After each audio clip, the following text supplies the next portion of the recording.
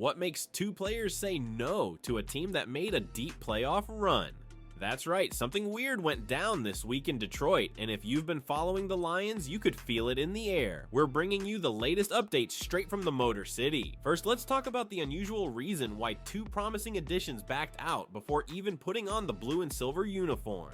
Then we've got a hot breakdown of 4 players who seemed forgotten but are still very much in the mix for a roster spot, and one of them is being nicknamed Diet Brian Branch. You don't want to miss a single detail of these moves that could shake up the 2025 season. Drop a like and let's go. Something strange happened in Detroit this week, and Lions fans could sense it, the kind of thing you don't see every day. 2 players said thanks but no thanks to the opportunity to wear the blue and silver. First, it was BYU cornerback Jacob Robinson, who decided to head out to San Francisco and try his luck with the 49ers. Then came Laki Tassi from the International Pathway Program, who passed on the Lions and signed with the Raiders instead. And that raises the question, what's going on? Why are guys turning down the Lions? Well, there's more than one answer. First off, the roster is just packed, and not just with talent, with bodies. In 2023, the team brought in 15 undrafted free agents. In 2024, another 15, but this year, just 11. Why? Because there's no room. The team even had to release Jake Fromm and Antoine Green to make space. If you're a UDFA, undrafted free agent, you look at that and think, do I really have a shot here? Or am I just going to be another name buried at the bottom of the locker room list? Now, talent-wise, yes, the Lions roster is loaded. Take Robinson's case, he was walking into a position battle that already includes DJ Reed, Terrion Arnold, Amik Robertson, Ennis Rakestraw, Rock Ya-Sin, and Khalil Dorsey. Good luck carving out a spot there. But in San Francisco, more openings, more rotation, and a better shot at cracking the final 53.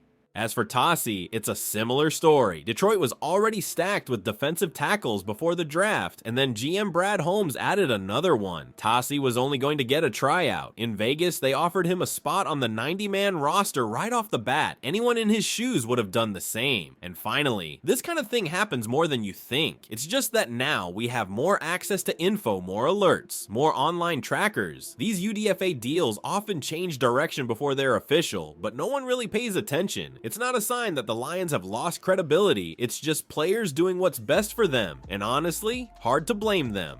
So Lions fans, what do you think of this sudden exodus? Is the roster just too good now or too tough to crack? Drop your thoughts below. But buckle up, because the next update is even more intriguing. A few players are rising from the ashes and getting another shot. Alright, the 2025 draft is in the books, the dust is settling, and everyone's looking ahead, trying to guess who makes the cut in Detroit. But look, there are a few names who, even with all the new rookies, clearly haven't been abandoned by the team.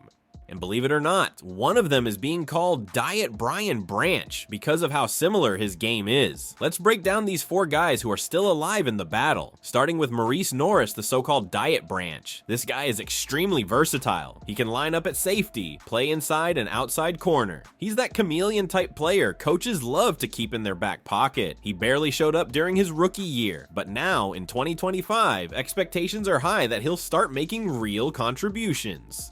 With the Lions secondary still seeking stability, Norris has a legit shot at claiming that 4th safety spot, especially if he keeps shining on special teams. Then there's Kingsley Eguakun. Last year, he was already being looked at as a possible successor to Frank Ragnow at center. And even though the team brought in rookies like Tate Ratledge and Miles Frazier who could be coached into that role, Eguakun still has the edge when it comes to experience and familiarity with the system. He almost cracked the active roster in 2024, and with Ragnow dealing with physical wear and tear, 2025 could be the year Kingsley finally breaks through. On the defensive side, there's Mekhi Wingo. You might think Tyleik Williams' arrival would push him out, but not necessarily. Wingo might never be the lead guy in the middle, but he's a valuable rotational piece, especially with his ability to rush the passer from the interior. He's a bit undersized for the position, but that agility makes him dangerous in certain packages. He still fits in this scheme. And finally, Trevor Nowaski. The Lions didn't draft any new linebackers, but they did spend money reinforcing the unit, renewing Derek Barnes, who plays the same Sam role that Nowaski filled in 2024. But that doesn't mean he's out. On the contrary, he's solid on special teams and showed he can rotate in effectively. Maybe not a starter, but he's still useful, and there's no reason for Detroit to cut him loose right now. In short, these 4 guys still have gas in the tank and the coaching staff's trust. They haven't been forgotten. They're very much in the fight for 2025. Look, as a Lions fan, I have to admit seeing players reject the team leaves a bitter taste. But to be fair, it makes sense. The roster is sharp and there's no room for long shots. On the flip side, knowing the staff still believes in guys like Nowatzki, Norris, and the others is a great sign that they're focused on continuity and internal development. But now it's time to stop talking and start performing because competition is going to be fierce in 2025.